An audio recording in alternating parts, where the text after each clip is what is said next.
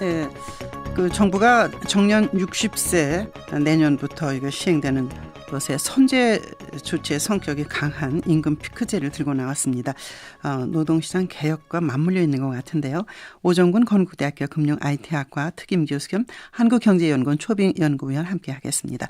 어서 오십시오, 교수님. 네. 안녕하세요. 안녕하십니까. 임금 피크제 이 개념부터 좀 간단히 정리해 주시죠. 네, 그러니까 지금 말씀하신 대로 이제 내년부터 정년 60세로 연장이 되는데요. 네. 지금은 대체로 이제 58세 정도인데 대부분의 큰 기업은 한 55세 전후에 퇴직을 하게 돼요. 네. 근데 그 퇴직한 한 것과 이제 정년 연장 그 사이에는 임금을 올려주지 않고 동결시키는 대신에 60세까지는 근무를 하게 해준다. 네. 그러니까 정년 연장까지 보장하는 대신에 지금 현재 퇴직 연령 이후에는 한 3년에서 한 5년 정도 되는데 그때는 임금을 올리지 않고 그말 피크를 네. 지나면은 그냥 임금을 그냥 동결시킨다. 이런 것이 임금 피크제 개념입니다. 네. 뭐 이제 생산성이나 뭐 이런 거하고는 관계없이 오래 근무하면 그 돈을 많이 받는 이게 호봉제 중심으로 우리가 그동안 돼 있었지 않습니까? 근데 지금 이게 왜 이슈가 되는 거죠?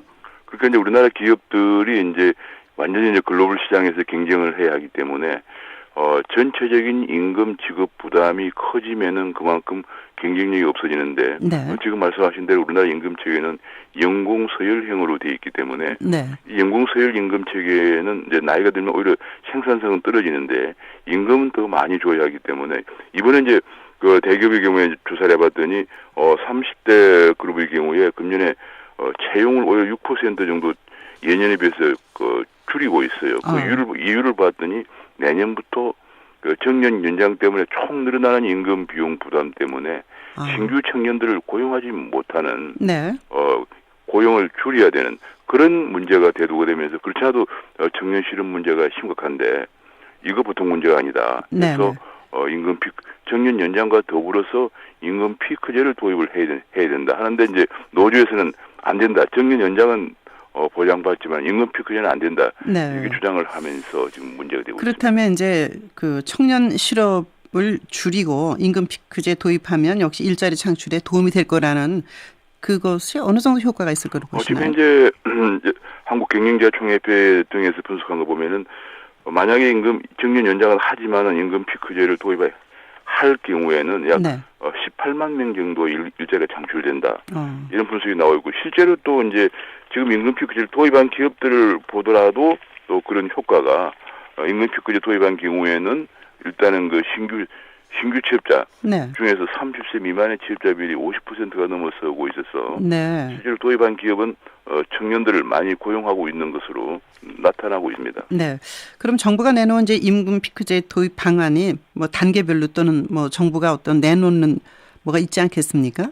네. 그래서 최근에 이제 이 노사간의 본래는 사실은 정년 연장을 법을 도입하면서 동시에 임금 피크제도 명문화시켜야 되는데 정년 연장을 먼저 2013년에 도입하는 바람에 지금 그리고 나서 정년 연장 보장해주고 나서 임금 피크제 하려니까 노조가 찬성할 리가 없는 거죠. 네.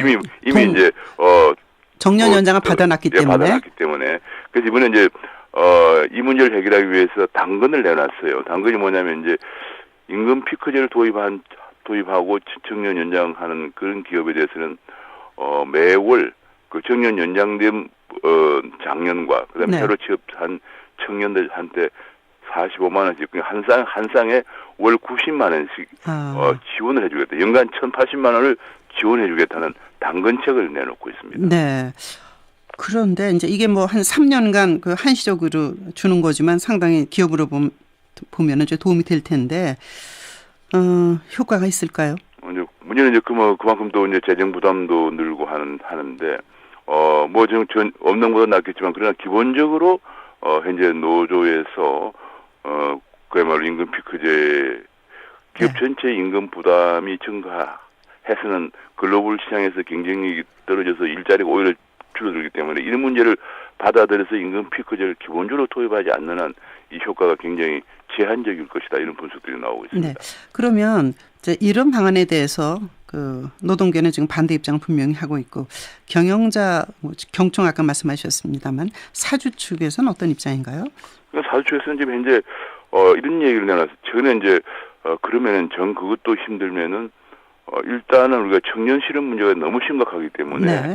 지금 청년들이 뭐 사실상 정부 통계로는 한 45만 명 정도의 실업이라고 하지만 실제로 구직 단염자라든지 취업 준비생 이런 걸 하면은 약 110만 명 정도 일자리가 네. 없는 걸로 나오기 때문에 이 문제를 해결하기 위해서 그러면 상위 10% 네. 상위 10% 임금은 동결을 하자. 네. 그 대신 좀 청년들을 좀 고용하자.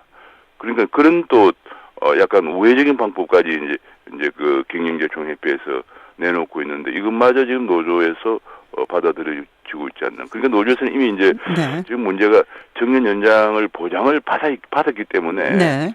내가 이미 받은 떡은 조금이라도 안 줄이겠다 뭐 이런 네. 식으로 이기 때문에 지금 현재 이 문제가 타결을 보지 못해 그런 그럼 상위 10%만 줄이자 이렇게 해도 사실상 지금 대기업의 노조에 한 정년 한 25년 이상 정도 근무한 고임금 계층은 우리나라 상위 10% 뭐 상위 한 5% 안에 들어가 있거든요. 네. 이거 안 된다 하더니 그렇게 나오기 때문에 지금 이게 간단한 문제가 아닙니다. 네, 정말 어려운데 그 노동시장 개혁에 그 박차를 가해야 될 텐데 처음에 내놓는 카드가 좀 완벽하지 못했군요.